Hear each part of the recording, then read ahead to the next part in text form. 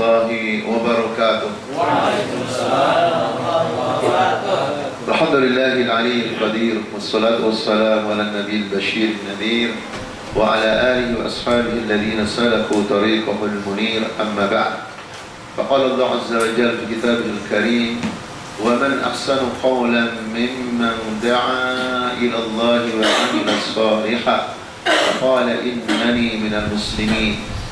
Ayyul asatidah, para ustaz dan ustazah hafizakumullah. Alhamdulillah, pada sore hari ini kita dipertemukan oleh Allah Subhanahu wa taala dalam rangka melaksanakan kewajiban kita bersama, yaitu kewajiban at-tafaqquh fid din. Kewajiban untuk memahami ajaran Islam secara mendalam, di mana ini adalah tanda kebaikan setiap manusia.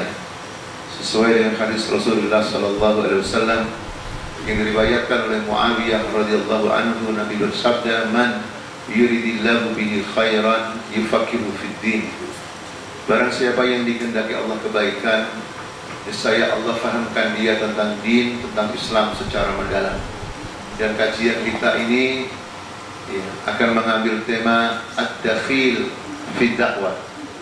Ad-dakhilu fid dakwah, sesuatu yang menyusup di dalam dakwah. Jadi sesuatu masuk dalam dakwah, menyusup padahal dia tidak termasuk bagian dari dakwah. Saudara sekalian, ide dari tema ini, hafizakumullah, adalah berangkat dari syukur kita kepada Allah Azza wa Jalla yang telah menjadikan kita semua ustaz dan ustazah bagian daripada manusia-manusia terbaik. Karena tidak ada di dunia yang lebih baik, ucapannya yang lebih baik, risalahnya melebihi orang yang berdakwah di jalan Allah. Wa man ahsanu qawlan mimman da'a ilallah. Sampai redaksinya pakai istifham. Istifham, pertanyaan yang sudah berlaku tidak perlu dijawab, karena ini ada sebuah keniscayaan sehingga tidak usah dijawab. Jadi saudara sekalian, ketika nikmat Allah yang sangat besar ini kita dipilih oleh Allah menjadi bagian daripada dakwah, berarti kita berada dalam satu gerbong dengan para anbiya wal mursalin. Karena mereka tidak mewariskan dinar dan dirham, mereka tidak mewariskan kekayaan la emas wala perak, tetapi yang diwariskan adalah risalah dakwah ini. Tetapi di perjalanannya, tidak semua manusia, saudaraku sekalian, hafizakumullah, menikmati indahnya dakwah. Bisa jadi ada sesuatu yang menyusup dalam dakwah sehingga akhirnya dia jauh daripada tujuan dakwah itu sendiri. Oleh karena itu, ya ikhwatal iman, tema ini wallahu alam saya anggap penting agar dakwah kita tetap murni sebagaimana murninya ajaran Islam yang kita dakwahkan. Dalam dunia akademis, saudara sekalian hafizullah, ada pelajaran yang namanya ad-dakhil fit tafsir. Ad-dakhil fit tafsir. Jadi ada beberapa hal yang masuk ke dalam tafsir padahal tidak termasuk tafsir. Di antaranya ada riwayat-riwayat yang jauh daripada ajaran Islam. Makanya ulama tafsir sangat waspada ketika ada riwayat yang berkaitan dengan tafsir yang berasal dari Muqatil atau Al-Kalabi, karena dua orang ini sangat terkenal dalam ilmu tafsir, ilmu hadis, orang yang membuat riwayat yang tidak jelas asal usulnya sehingga bisa merusak kemurniannya dalam memahami Quran dan Sunnah. Nah, saya meminjam materi-materi seperti itu, kita coba kaitkan dengan dakwah ad-dakhil fit dakwah, agar dakwah yang kita lakukan ini, ustaz dan ustazah, benar-benar bersih, tidak ada campuran yang memang jauh daripada dakwah itu sendiri. Saudara sekalian, ketika kita berbicara tentang dakwah, jangan sampai diartikan sebagai seorang khatib yang tukang ceramah, yang khutbah, tetapi juga kita sebagai ustaz dan ustazah yang mengajar di sekolahan, yang mendidik anak kita, anak kandung kita sendiri, ketika kita bisnis, ketika kita berpartai, dimanapun berada kita adalah sebagai seorang dai. Nah, saudara sekalian, apa saja hal yang menyusup dalam dakwah padahal tidak termasuk dakwah, sehingga akan merusak citra dakwah dan pada akhirnya juga membahayakan dakwah itu sendiri. Yang pertama, ustaz dan ustazah hafizakumullah, adalah ja'lul wasilati ghayatan. Ja'lul wasilah ghayah, menjadikan wasilah sarana berubah menjadi ghayah, berubah menjadi tujuan. Saudaraku sekalian, hafizakumullah, ya, kita diberikan anugerah Allah Subhanahu wa taala yang namanya ilmu. Diberikan anugerah Allah yang namanya harta. Diberikan anugerah Allah yang namanya titel. Sebagian teman yang terjun di dunia politik, ya, diberikan anugerah Allah yang namanya kursi, jabatan. Itu semuanya di dalam dakwah adalah sebatas wasilah. Sebesar apapun, setinggi apapun, sebanyak apapun, itu tidak lebih, hanya sebatas wasilah, sarana untuk berdakwah. Nah, itu semuanya jangan sampai berubah menjadi ghayah, tujuan. Kalau sudah menjadi tujuan, berarti sudah masuk dalam kategori dakhil. Hafizakumullah. Nah, ketika seluruh aktivis dakwah memahami seperti ini, maka insya Allah semoga tidak terjadi orang mengejar-ngejar wasilah tapi lupa ghayah. Sehingga tidak ada lagi rebutan ini apakah ya premium atau pertama, dapil yang subur atau yang kering, wa ma'adurogama kering.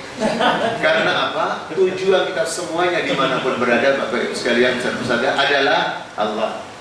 Itu sebabnya yang Anda sudah tahu semuanya, ini bagian aksioma dalam tasawur persepsi, tapi dikhawatirkan tidak aksioma di dalam tatbik, dalam aplikasinya. Ayat-ayat yang berbicara tentang dakwah sering atau bahkan selalu dipertegas dengan ilallah. Ilallah. Kul hadhihi sabili ad'u ilallah ud'u ila sabili rabbika. Dulu yang sudah kita pelajari bersama-sama dari ustaz-ustaz kita semua, hafizahullah. Allah tidak mengatakan ilayya, tidak mengatakan ilaina, tapi jelas goyahnya adalah ilallah.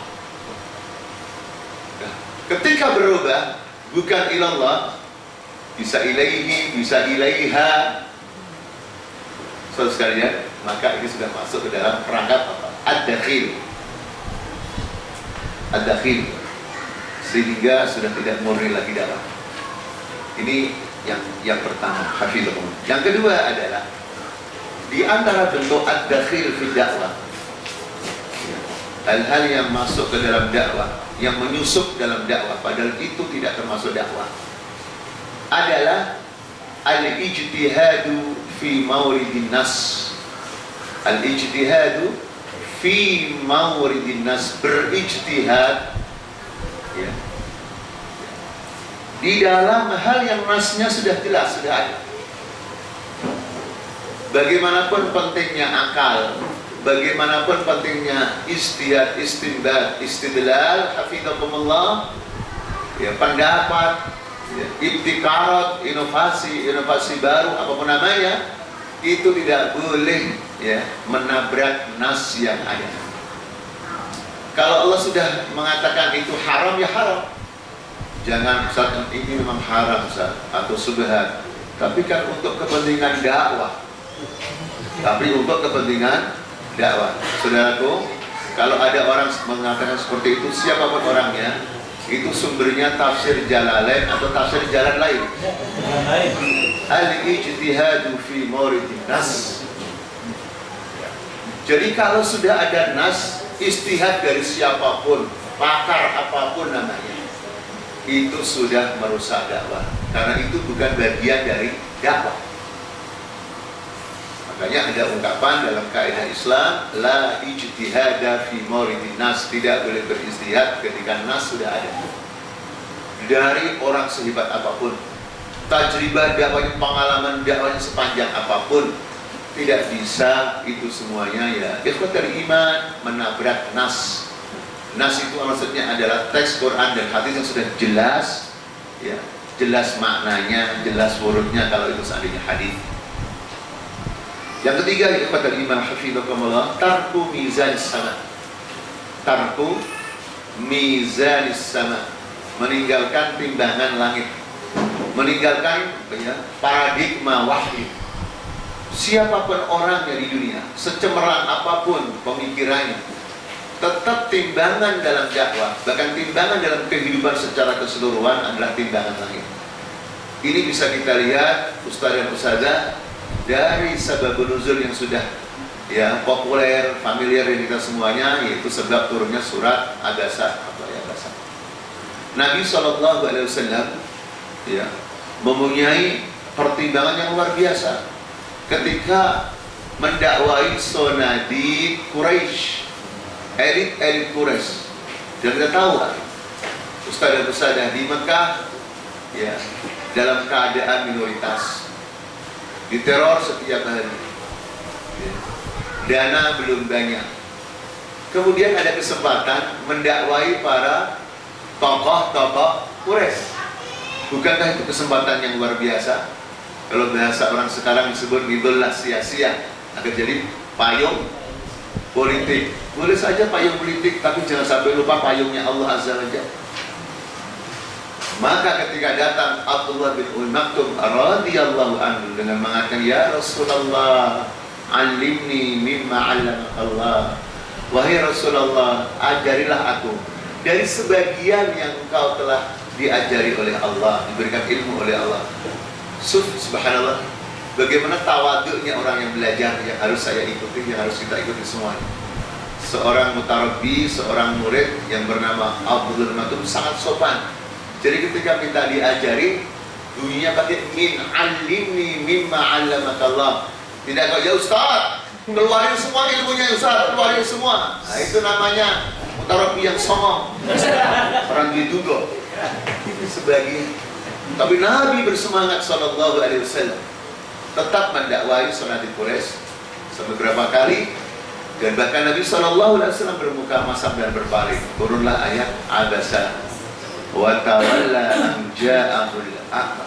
Jadi bagaimana hebatnya timbangan seseorang, mana yang melebihi timbangan Nabi sallallahu alaihi wasallam. Dan itu bukan untuk kepentingan pribadi Nabi. Ketika sonadi Quraisy masuk Islam, harapannya agar untuk Islam, bukan untuk pribadi beliau.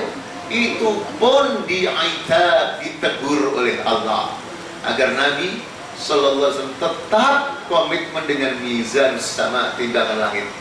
Jadi timbangan langit atau wahyu mengatakan bahwa orang yang perlu diperhatikan dalam hal ini siapa? Abdullah ibni Umi Maktum. Kenapa? Ulama tafsir mengatakan, ulama dakwah mengatakan karena orang seperti beliau atau beliau atau orang yang seperti beliau adalah hayatuhu lidakwah, hayatuhu bidakwah, kehidupannya untuk dakwah, kehidupannya dengan dakwah, kehidupannya ma'ad dakwah, selalu berdakwah dimanapun, selalu berdakwah. Maka orang seperti ini lebih potensi daripada orang yang lahirnya berkuasa, lahirnya punya dana banyak dan sebagainya, tapi itu bukan untuk Islam, tapi untuk kesombongan dan lain sebagainya. Sehingga yang benar adalah timbangan langit. Ya, saya dan kita ini kan manusia semua nih, timbangan kita macam-macam. Ada yang timbangannya selera, ada yang timbangannya kecocokan, CS sama adrokama CS. Ini penting sekali supaya jelaskan sejelas-jelasnya. Tapi timbangan yang benar adalah mizan sama. Dan ini kejadian dalam Al-Quran bukan sekali aja. Nabi diingatkan dengan timbangan langit, ketika juga dalam kesempatan dakwah yang lain dalam surat Al-Kahfi, wasbir nafsaka ma'alladina yad'una rabbahum bil ghadati wal 'ashi. Nabi juga diberikan timbangan langit, diingatkan oleh Allah. Ketika Nabi SAW mengizinkan orang munafik untuk tidak berperang, ditegur oleh Allah, afallahu anka lima adzinta lahu. Subhanallah. Jadi kalau manusia terbaik, murabbi terbaik, dai terbaik saja masih ditegur oleh Allah, apalagi saya, apalagi kita yang baru belajar dakwah. Sehingga ya ikhwatal iman, timbangan langit itu harus benar-benar menjadi timbangan kita. Nah, kalau kita sudah tinggalkan, masuk ke dalam ad-dakhil fi dakwah. Yang keempat, Ustaz dan Ustazah hafizakumullah, adalah bina'ul wala ala syai'in muayyan, la ala kitab sunnah. Membangun wala berdiri di atas hal tertentu, Bukan wala kita berdasarkan Al-Quran dan Sunnah, berdasarkan Allah, ya, Rasul, ya, dan orang-orang mukmin yang komitmen. Ini penting sifatul iman, karena berdakwah tidak mungkin sendirian.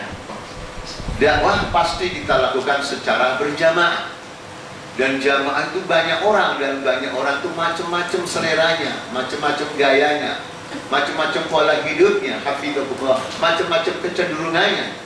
Maka wala kita, loyalitas kita, keperpihakan kita, ya ikhwatal iman, ya ustadz hafizahullah, harus berdiri di atas Quran dan Sunnah, di atas Allah dan Rasulnya. Jangan wala kita berdasarkan sesuatu itu bisa berapa tadi saya katakan, berupa kecocokan, berupa kepentingan, ya. Kepentingan apa namanya, ya, orang tertentu yang sesuai dengan keinginan kita. Kalau dakwah seperti ini, ya ikhwatal iman, dikhawatirkan masuk ke dalam ad-dakhil fi dakwah, karena itu akan menimbulkan friksi-friksi dalam kerja dakwah. Fulan temannya fulan, fulan grupnya fulan, fulan CS-nya fulan, fulan gengnya fulan. Di dalam dakwah tidak ada begitu, karena ayatnya jelas, innama waliyukumullahu wa rasuluhu walladzina amanu, yang kriterianya adalah alladzina yuqimunas shalah wa yu'tunaz zakah wa hum raki'un. 3 sifat kriteria itulah saudara-saudara kita sebenarnya yang di dalam dakwah itu. Apapun level dakwahnya atau level tarbiyahnya, ya, apapun jamaahnya, subhanallah. Karena wala dalam Islam itu ukurannya bukan jamaah tertentu, ukurannya adalah ketika mereka benar-benar berwala kepada Allah dan Rasulnya, sehingga kita nyaman dalam berdakwah. Kita berdakwah bersaudara dengan saudara kita yang satu jamaah dan dengan saudara kita yang jamaahnya lain. Karena bagian jamaah ini ada konsekuensi logis ketika ghiyab al-khilafah, ketika khilafah belum tegak, sudah barang tentu wajar banyak jamaah, sehingga nggak ada lagi istilah dalam dakwah kita saat itu ikhwan kita Ustaz, yang dia sudah bukan ikhwan kita Ustaz. Dan terus kenapa berubah jadi akhwat? Jangankan hanya berbeda wadah, tempat, daerah. Khawarij alladzina kharaju ala Ali, yang sudah memberontak Ali saja. Ali radhiyallahu anhu mengatakan, hum ikhwanuna baghaw alaina ijtahadu fa athbau. Khawarij yang mau membunuh Ali, memberontak Ali, pada dulu pengikutnya. Apa kata Ali? Mereka ikhwan kita, saudara kita, memberontak pada saya. Ya. Kenapa memberontak? Mereka istihadnya salah. Salahnya istihad mereka, Khawarij. Memberontaknya mereka tidak mengeluarkan mereka dari daerah apa? Ikhwan atau keiman. Makanya dalam surat Al-Hujurat, surat nomor 49, ayat 9, Allah berfirman, wa in ta'ifatani minal mu'minina qatalu fa aslihu bainahuma. Jadi kaum muslimin bukan sekedar berbeda persepsi, berbeda skala prioritas. Ini sudah perang perbedaannya, tetap Allah menyebut apa? Minal mu'minin, dan innamal mu'minuna. Ayat selanjutnya kan itu 10. Ini berarti munasabah, korelasi antara ayat 9 dengan ayat 10 dalam ilmu tafsir seperti itu. Masya Allah. Sehingga kita ketika berdakwah teman kita banyak. Tapi kalau dakwah kita ada lesamin, ya semakin dikit saudara kita. Kalau semakin dikit, 2014 menang atau kalah kita? Hah? 3 besar atau 3 menderita? Tidak begitu jadi fatal iman. Jadi jangan sampai membangun wala berdiri di atas hal tertentu yang tidak syar'i. Wala kita mabniun alal kitab was sunnah. Meskipun dalam berjamaah sudah bertentu garis komando harus jelas, kita punya kiadah itu. Tetapi dalam masalah wala itu ukurannya bukan golongan tertentu, jamaah tertentu, CS tertentu, servis tertentu. Jangan sampai walaknya berdiri di atas servis, Bapak ajar kamu servis. Juga sama. Ya. Walak kita jangan berdasarkan realistis. Walak kita adalah lillah, wali rasulihi, ya, wali ladina aman. Nah, yang kelima, ustadzah, kathratul mizah, banyak bercanda. Banyak bercanda itu termasuk dakhil. Ya. Saya tidak mengatakan ya tidak boleh bercanda sama sekali, tapi yang tidak boleh sering bercanda, yang sudah barang tidak syar'i. Dan wa'ada berjiddiyah, dan tidak sungguh-sungguh. Mana dari kata Imam Hafizahullah, saudaraku, dalam surat Abasa tadi bunyinya, Abdullah bin Umi Maktum radhiyallahu anhu diredaksikan oleh Al-Quran dengan ungkapan yang berbunyi, wa amma man ja'aka yas'a wa huwa yakhsha. Dan ada pun orang datang kepadamu dalam keadaan yas'a. Bapak Ibu, yamshi dengan yas'a itu bedanya apa? Kalau yamshi berjalan biasa. Kalau yas'a, yas'a berjalannya. Makanya ketika kita tawaf antara Safa dan Marwah, maksudnya sa'i antara Safa dan Marwah disebutnya sa'i. Karena ketika kita berjalan dari Safa Marwah santai atau sedikit, apalagi sampai lampu apa? Saya bertanya, Ustaz, logikanya orang seperti Abdullah bin Maktum, orang yang buta, itu kalau pengajian mau berdakwah, mau ngaji, ngebut atau pelan-pelan? Mau buta kok, masa ngebut? Tahu sudah? Tapi kenapa redaksinya jasa? Menggambarkan bahwa beliau itu benar-benar jiddiyah, bersungguh-sungguh di dalam berdakwah, serius, padahal buta. Maka logikanya adalah kita yang tidak buta harusnya lebih bersungguh-sungguh. Makanya ulama mengatakan, ulama dakwah, min afatil amal islami al-fari, di antara malapetaka dalam berdakwah, dalam beramal islami adalah yang sisa-sisa, sisa waktu, sisa umur, sisa acara, sisa pulsa, sisa dana, dan sisa yang lain. Jadi di dunia ini ustadz dan ustadzah bukan berarti tidak ada orang berdakwah banyak. Tapi yang dikhawatirkan ketika berdakwah, ketika beramal islami tinggal yang sisa-sisa. Kita memang bersyukur tidak boleh mengecilkan nikmat Allah. Kita berdakwah dalam bentuk kajian sore di kantor-kantor pemerintah atau kantor-kantor swasta. Mulai jam 5, karena jam setengah 5 baru keluar karyawan lagi. Jam setengah 5 baru datang satu.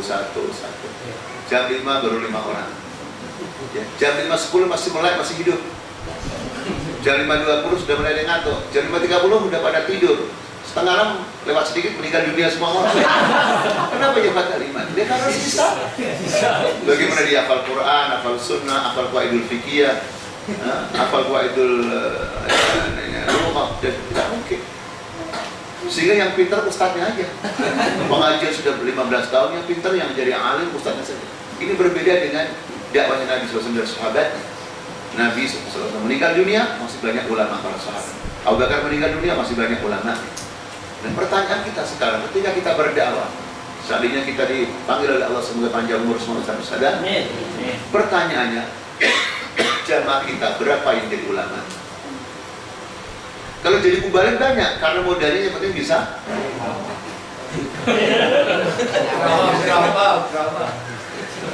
Jadi ulama sehingga dakwahnya itu benar.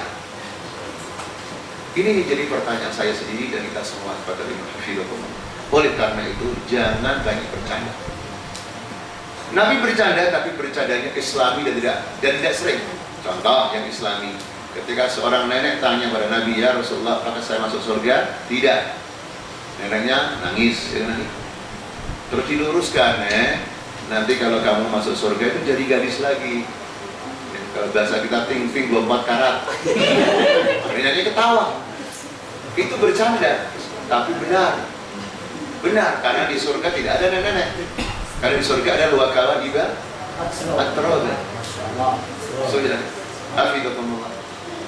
Jadi, tapi tidak sering seperti itu, jarang. Makanya kita jangan mengikuti selera masyarakat, termasuk selera yang muda. Mungkin antum atau termasuk saya pernah dipesani sebelum ceramah, Pak Kiai, maaf, masyarakat sini Ustaz senangnya canda, senang lawak, jangan terlalu serius Ustaz ya, jangan terlalu serius, agak sering bercanda. Jadi saya bilang keliru, salah mengundang Bapak ini. Harusnya mengundangnya siapa? Jadi hafizakumullah, di antara ad-dakhil fi dakwah adalah kathratul mizah, banyak bercanda, dan adamul jiddiyah, tidak bersungguh-sungguh. Nabi SAW ketika khutbah, faka'annahu mundiru jais ihmarra wajhuhu, mukanya merah, seperti beliau memberikan komando kepada pasukannya.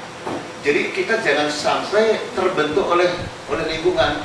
Ya Ustaz ceramah semangat begitu, ya Ustaz udah diundang lagi bulan depan. Terlalu serius, sehingga dibikin opini. Kalau Ustaz itu banyak bercanda, Masya Allah, kita panggil lagi. Ustaz itu benar-benar Masya Allah, sejuk, Masya Allah. Ini boleh, nggak apa-apa, yang penting nanti tobat. Masya Allah, sejuk. Begitu serius, akhirnya yang dibentuk bukan masyarakatnya, yang dibentuk adalah Ustaz. Ikuti selera.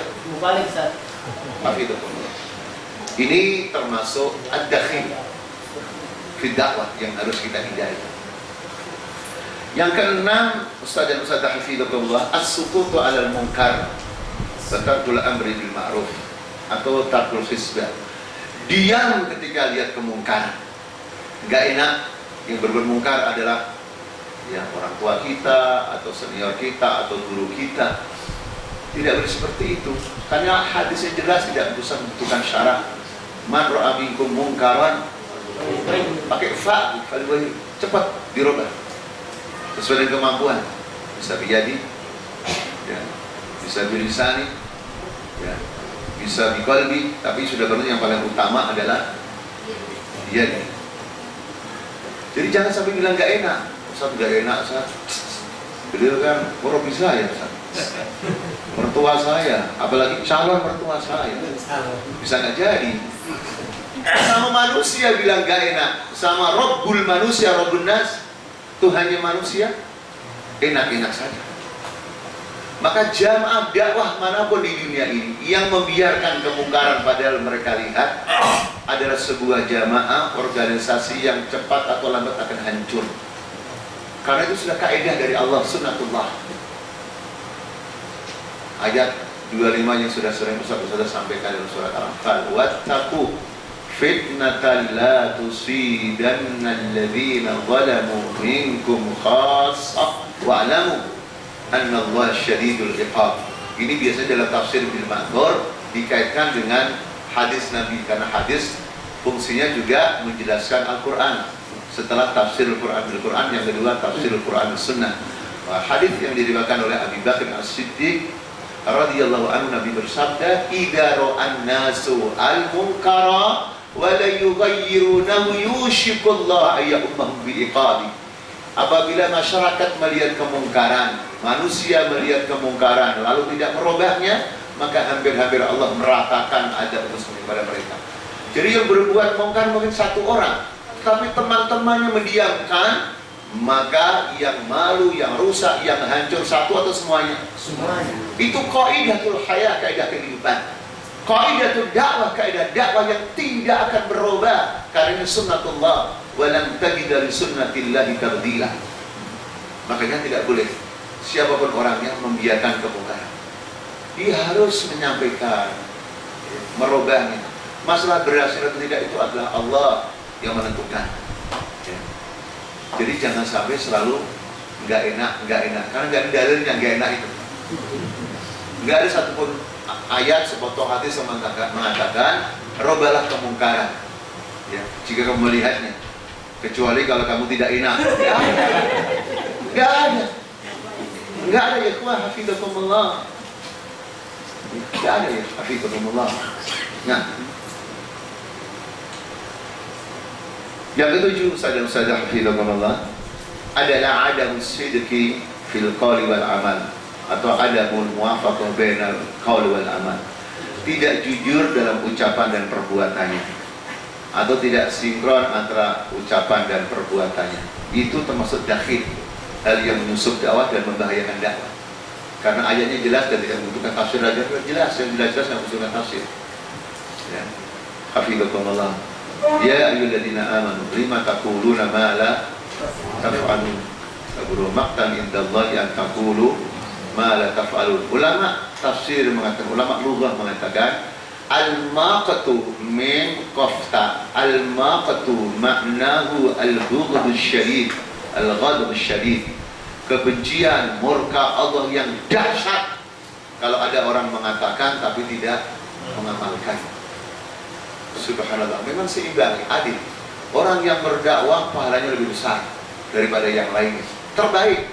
Tapi kalau dia melanggar, seimbang. Ulama tarbiyah mengatakan, kenapa dosanya besar? Orang yang berkata dia seorang muslim, orang yang berkata dia adalah aktivis dakwah, sementara ya, ucapannya bertentangan dengan perbuatannya, kenapa kok dosanya sangat besar? Ulama tarbiyah mengatakan, li'anna fi dzalika naw'an min as-saddi an sabilillah. Karena dalam hal itu ada semacam menghalang-halangi jalan Allah. Artinya begini, manusia termasuk juga orang kafir enggan masuk Islam ketika melihat orang Islam tidak mengamalkan ajarannya.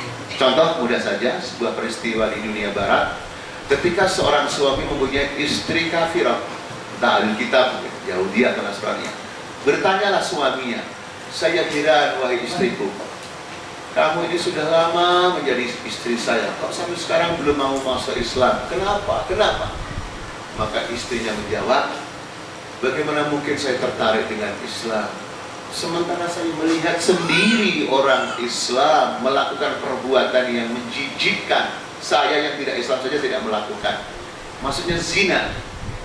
Karena ada orang di negara tertentu ketika liburan pergi ke negara-negara barat yang pemandangannya indah, bawa perempuan 2, 3. Bagaimana kita seandainya semoga tidak terjadi di antara kita ada yang seperti itu, kemudian kita berdakwah diketawain orang. Dan sekarang banyak orang mentertawakan aktivis dakwah. Makanya itu adalah ad-dakhil fi dakwah. Ya. Kata Imam Hakim, jadi kita harus jujur antara ucapan dan perbuatan. Walaupun kita ini ya manusia. Karena sudah yang kita katakan juga Ustadz juga manusia. Tapi itu jangan kita yang ngomong gitu, orang lain yang ngomong. Kalau kita itu ya tadi kaburomatan. Ya. Kalau orang lain mungkin memahami lah, undur makal walat tangdur. Nah itu dalil orang yang nonton, jangan kita. Itu mendalili kepentingan. Jadi aja. Dan begitulah Rasulullah SAW dalam ya mentarbiyah para aktivis dakwahnya.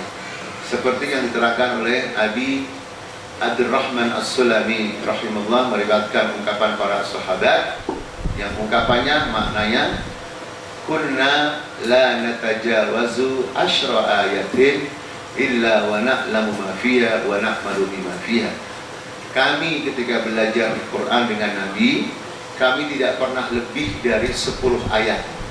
Kami tidak pernah lebih dari 10 ayat ketika belajar, melainkan kami benar-benar memahami dan kami benar-benar mengamalkan. Ya, oleh karena itu, karena sahabat orang yang hebat aja nggak pernah lebih dari 10 ayat, apalagi saya, sehingga ceramahnya banyak. Sampai sini saja terakhir nomor 8 artinya, karena supaya tidak lebih dari 10 ayat. Yang terakhir adalah ghiyabul uswah al-hasanah. Ghiyab, gaib. Jadi ketidakadanya uswah hasanah. Jadi orang berdakwah nggak ada beban sama sekali. Yang penting menyampaikan. Alasannya innama alaikal balagh, benar. Tapi jangan lupa di dalam Al-Qur'an laqad kana lakum fi rasulillahi uswatun hasanah. Jadi harus punya teladan. Karena ad-dakwah yal uswah. Dakwah itu keteladanan. Sehebat apapun orang berceramah, sehebat apapun orang yang berorasi, ya cerdas apapun ya analisa-analisanya, kalau tidak punya uswah, tidak manjur ibadah hafizakumullah. Ini yang harus kita selalu ingat. Makanya ada ungkapan ulama dakwah, ini bukan Quran, bukan sunnah, tapi maknanya benar adalah al-uswah qabla dakwah, keteladanan sebelum kita berdakwah. Tapi jangan juga diartikan kita nggak berani berdakwah karena belum pantas menjadi. Nah, itu nanti tafsir jalan lain juga. Artinya kita dakwah jalan terus, sudah barang tentu sambil memperbaiki uswah kita. Karena tidak ada orang yang langsung sempurna, apalagi memang kesempurnaan itu hanya milik Allah Subhanahu wa taala. Hafizakumullah, inilah beberapa hal yang merupakan ta'amulat dan renungan kita agar dakwah yang merupakan nikmat Allah yang sangat besar ini dan kita dipilih oleh Allah Subhanahu wa taala menjadi aktivis-aktivis dakwah, maka saudaraku sekalian berbahagialah dengan menjaga dan mengawal dakwah ini agar tetap bersih, murni, dan kita termasuk orang-orang yang jujur dalam berdakwah, sehingga dengan demikian kita tidak akan berpindah ke profesi yang lain, tidak akan kena bujukan-bujukan sebagian orang yang lain yang dari segi dunianya mungkin sudah enak, tapi dikhawatirkan dakwahnya sudah kurang nyaman lagi, dengan ungkapan yang sering saya sampaikan untuk diri saya dan kita semuanya, Ustaz, yaitu ya Ustaz, kita ini sama-sama aktivis dakwah, sama aktivis tarbiyah, kenapa nasib kita beda? Ya, teman kita yang satu kajian, satu pembinaan sudah menjadi wali kota, naik terus gajinya, sementara kita tetap wali murid. Yang naik adalah bayaran murid, bayaran anak-anak kita. Wajar karena anak-anak kita, ya Ustaz, sekolahnya di IT, Islam termahal. Saja. Itu tidak ada lagi di kepala aktivis dakwah. Ya, karena itu bukan obsesi kita yang terbesar. Obsesi yang besar adalah al-jannah. Al-jannah, surga. Makanya harus dijaga kemurnian dakwah kita dari dakhil, hal yang menyusup yang masuk dalam dakwah, padahal itu tidak termasuk bagian daripada dakwah. Allah Al-Ustaz, Ustaz-Ustazah tidak bijak dan kurang adab kalau berbicara di hadapan Ustaz dan sudah lama-lama. Kemudian yang kedua juga minggu depan insya Allah ujian akhir semester, sehingga nggak usah banyak-banyak, takut ujian susah nanti. Wassalamualaikum warahmatullahi wabarakatuh. Subhanallah. Selesai nggak selesai kumpulin tuh, ini ujian tuh. Alhamdulillah, jazakallah Ustaz. Sebuah ta'amulat, sebuah renungan buat kita para aktivis dakwah, sebuah materi yang luar biasa, ad-dakhilu fid dakwah,